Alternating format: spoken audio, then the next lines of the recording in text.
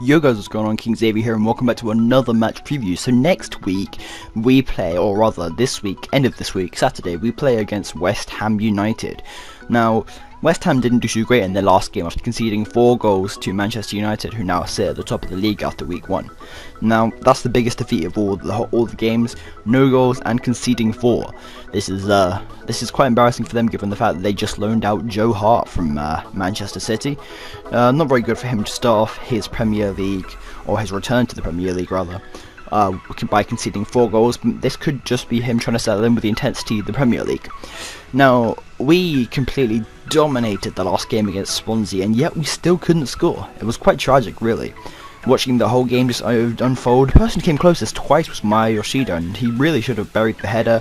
The overhead kick was brilliant. It's quite a shame that it didn't go in. So, it's quite unfortunate that we didn't win that game. The goal should have come, the chances were there. 28 shots, 2 on target, none of them in. That's pretty sad. It basically just reminds us of last season, beginning of last season, nearly the whole of last season under Claude Puel. And that's a bit unfortunate because, we all most fans, as far as I've seen, really like Mauricio Pellegrino. On the game against Sevilla, when he was welcomed to the stadium, everyone clapped. Everyone was happy to welcome him. Everybody seems excited under the new football that's being brought up under Mauricio Pellegrino.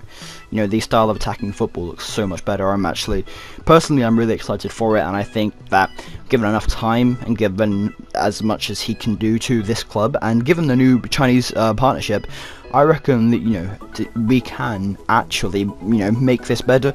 We can score goals, and I reckon we're going to score a lot more goals this season than last season. We scored the second amount of goals at home last season, and that is tragic, given that relegated Sunderland were actually the ones only to score less than us at home. Which that is pretty awful when you think about it. If we carried on like we did last season, and we carried on with the way we played in the beginning of this season, we can only simply be put as relegation candidates. Our defending was brilliant. Stevens and Yoshida, as usual, were brilliant in the take of Virgil van Dijk being still not with the squad, all training with us. And the whole game we just dominated. They had nothing. They didn't offer anything. We weren't threatened at all. We owned the whole game. Swansea came for a point, and that's what they got. They did pretty decently to obtain that point as well. So without further ado, this is my prediction for the starting lineup against West Ham United. Starting up front is Manolo Gabbiadini. He seems to be our first team striker, with Charlie Austin coming on in the second half, and I feel that that's how it's going to go again. Gabbiadini needs to get back on scoring. He's one of those strikers where he scores once, he scores twice, he scores 7 times, but then there's a break and he can't score, and he needs that goal to just break that patch in his head, that block in his mind, the mental block that stops him from being able to score goals. On the left of James Ward-Prowse, this is where he started in the last game. I thought he played pretty well, though I do personally prefer him in the mid. I don't know whether Pellegrino was testing with him or whether he actually wants him to be at play there. If he does, then that's fair enough to him. He did very well. He played very good. There are obviously things that he could have done better, but there's things that the whole team could have done better in the last game, and I think he'll be pillar there again. In the centre, I'm going to have Dusan Tadic. He played very well last game. He did some really cool stuff, back heels and stuff. He just had an all-round game. He said that in the post-match interview that Southampton needed to be more clinical with their finishing, with everything that they did, and he's not necessarily wrong. I think he's going to play down the centre again because that's where he played last game, and he was quite an attacking threat. He had a long shot on target deep into the second half, and unfortunately was really unfortunate not to actually score it. We have Nathan Redmond on the right. Now, he played really well last game. He looks as if he lost some confidence, but once he's picked it up, once he gets into the game properly and he goes into it, he's a very dangerous attacking option. He had a really good shot saved by Lucas Fabianski in the game against Swansea, and he's a real attacking threat. So I think he'll start, and I hope that will be the good for our attacking. It's a pretty strong attacking lineup. In the middle, Stephen Davis and Oriol Romeu. They seem to be our top picks at the moment, and they're a solid midfield. I think Lamino will start on the bench again and hopefully actually get some game time this time to show us what he is capable of, especially when adapting to the Premier League. Oriol Romeu is the star, the defender that counts.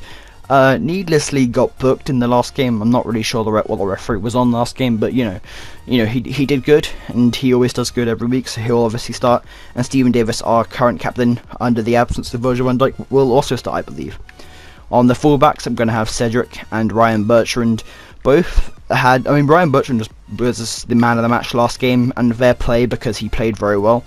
Cedric did a lot of runs. The fullbacks were the best in the game. You know, they did the ones providing the most. The ones probably, you know, getting us close enough to scoring each time. So, you know, they're both probably starting the next game. However, Cedric could be battling for his place with Jeremy Payet. I'm not sure what Pellegrino plans to do with him. In centre backs, I'm going to have Maya Yoshida and Jack Stevens. Now, these two have been a really good pairing. They've grown to be able to play around each other and be really good. And I'm excited to see what they have for the future, especially the fact that the club is now getting more money. And you know, I reckon it's going to be really good. And I reckon they're going to grow into being a really good pairing in the future. In goal, starting with Fraser Forster. You know, Forster's our first team goalkeeper. He's going to start again. He didn't really have much to do in the last game, but I feel like West Ham are going to challenge us more as they did against Manchester United.